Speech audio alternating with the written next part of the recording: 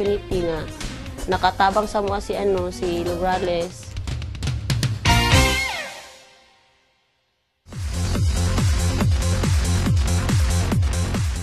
Wala gayud kita pakyasa sa tanang mga barangays nga atong gibisita, attorney, tungod kay daghang mga inspiring stories ang atong nahibaw-an ug ang Barangay 22 wala nagpaulahi diha. Busog usab sila sa mga programang panginabuhian ug infrastruktura ug ang ilang kaguol sa paghapak sa mga dakong balod mawala na. Tungod kay ginasugdan na ang pagbuhat sa seawall nga mo'y shore protection program nato sa maong barangay. Ug dapat pa silang mabalaka, attorney? Walay hinungdan nga sila mabalaka tungod kay padayon kami sa among paghatod ug serbisyo publiko dinha sa ilang komunidad.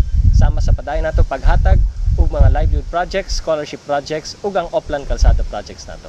Ug una kami mobiya tukma sa pagsaulog sa Cancer in Children Awareness Month karong Abril. Usa ka grupo ang miduol sa KSB, ang mga hagit sa ilang kinabuhi o kung unsa ang atong mabuhat nga hinabang. Tan-awon ta. Sa kadako sa ilang mga ngisi ug mainiton nga pagdawat sa amo, dili ka makadahom nga kining mga malipayon nga bata adunay dako nga hagit nga ginaatubang.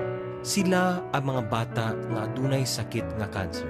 Sa ilang batang edad, ang pulong nga cancer dili na lain sa ilang pandungog. Dinhi sa House of Hope, usa ka transient dorm para sa mga children with cancer nga nagadawat og atensyong medikal dinhi sa Davao Medical Center.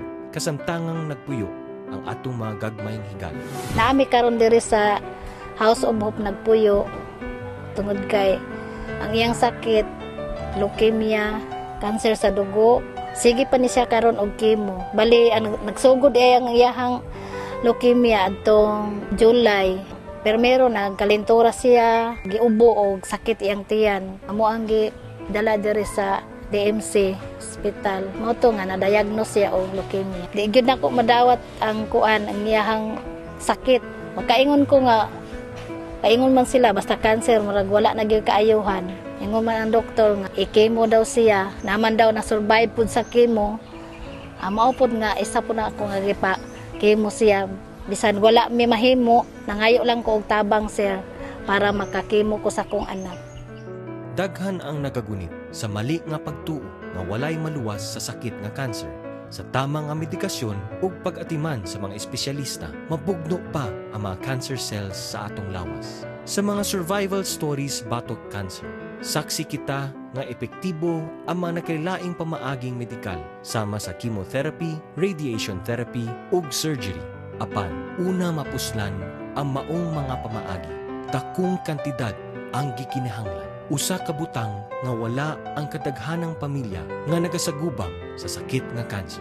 Karong Abril, sa pagsaulog sa Cancer in Children Awareness Month, kami nagapanuktok dinha sa inyo mga kasing-kasing.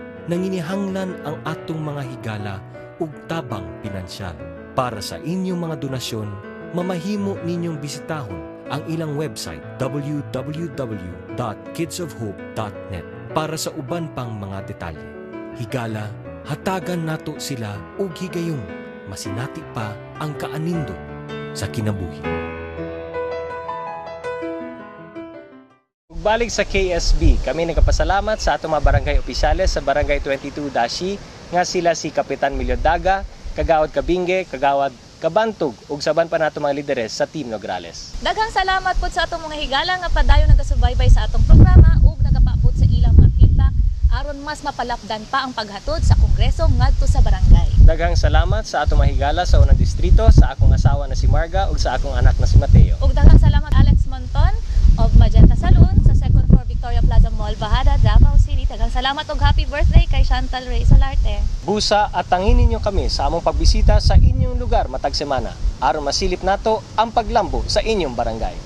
Hangtod sa sunod higayon, kini si Ching Amor, subaybayi ang programang Puno ug Tatak sa Kalambuan. Ug ako ang inyong higala, Attorney Carlo Nograles, kini ang programang walay gipili, progresibo tungod ug alang kaninyo. Magpadayon sa paghatod ug kalambuan ang Kongreso sa Barangay.